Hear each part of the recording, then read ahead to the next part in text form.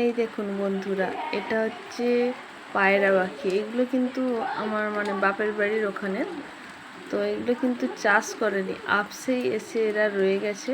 তো আমার বৌদি আর ভাইপো খেতে দেয়, তো সেই থেকে রয়ে গেছে।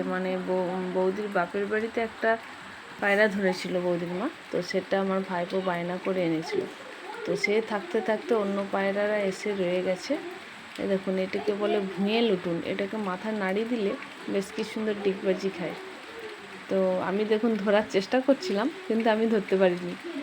বৌদি আর ভাইপোই সবসময় করে ওদেরকে ধরা দেয়, আমাকে ধরা দেয়নি। কোথা থেকে এসে রয়ে গেছে ওই ছোটো পায়রাটা। এই দেখুন, ওই ওপরে আবার বাক্সও করে দিয়েছে আমার ভাই, তো ওইখানে থাকে। এই দেখুন, আবার দেখুন, এই যে আমাদের টিনের চাল বাড়ি দোতলা, তো ওখানে টিনের চালের ভেতরেতে আপসে এই কালো পায়রাগুলো কোথা থেকে এসেছে। দুটো এসে আবার 4টে বাচ্চা হয়েছিল। তো সেগুলো একটা কীভাবে জালের জড়ি মারা গেছিলো, বাকি 3টে ছিল। তো সেগুলো দেখুন, এই দেখুন দোতলার এইগুলো বাচ্চা এখনও ভালোভাবে উঠতে পারেনি। দোতলা ঘরে আমি বসে আছি, জানলায় এসে বসছে।